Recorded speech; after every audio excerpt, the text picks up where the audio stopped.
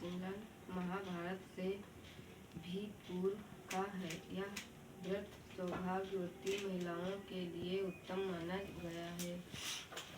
सामान्य मान्यता के अनुसार सुहागिनी इस व्रत को अपने सुहागन पति की दीर्घायु के लिए रखती है। कहा जाता है इसे पांडवों की पत्नी द्रौपदी ने भी किया था। एक हुई बात एक हो गया तो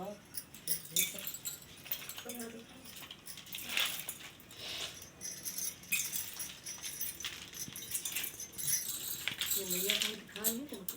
हाँ भैया को दिखा था। पूरी आई गई इतनी देर झुक कर देखो। यह वक्त कार्तिक कृष्णा पक्ष की चतुर्थी में किया जाता है।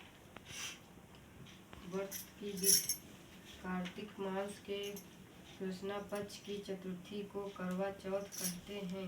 सुहागवती स्त्रियों के लिए यह बहुत ही श्रेष्ठ व्रत है।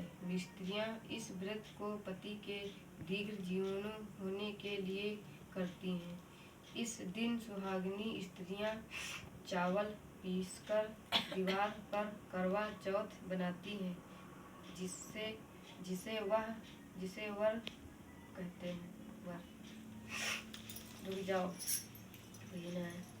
इस करवा चौथ में पति के अनेक रूप बनाए जाते हैं तथा सुहाग की वस्तुएं जैसे चूड़ी, बिंदी, बिछुआ, मेहंदी और महावार आदि के साथ साथ दूध देने वाली गाय, करुआ बेचने वाली कुम्हारिन, महावार लगने वाली नई चूड़ियाँ पहनने वाली मानहारिन, 7 भाई और उनकी इकलौती बहन सूर्य, चंद्रमा, गौर और पार्वती आदि देवी देवताओं के भी चित्र बनाए जाते हैं। सुहागिन स्त्रियों को इस दिन निर्जल व्रत रखना चाहिए। रात्रि को जब चंद्रमा निकल आए तब उसे अर्घ्य देकर भोजन करना चाहिए। पीली मिट्टी की गौरव बनाकर उसकी पूजा करनी चाहिए। यदि 3 बजे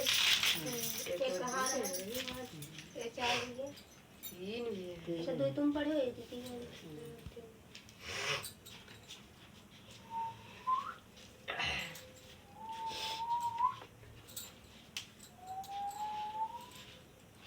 पढ़ाई के दिन आज कर बस तो ये पूरी मतलब पढ़ी दो सभी है तो फिरा लागत है। एक साथ बैठकर भोजन करते थे। एक दिन कार्तिक की चौथ का व्रत आया तो भाई बोला कि बहन आओ बहन भोजन करें। बहन बोली कि आज करवा चौथ का व्रत है, चांद उगने पर ही खाऊंगी। तब भाइयों ने सोचा कि चांद उगने तक बहन भूखी रहेगी, तो एक भाई ने दिया जलाया, दूसरे भाई ने छलनी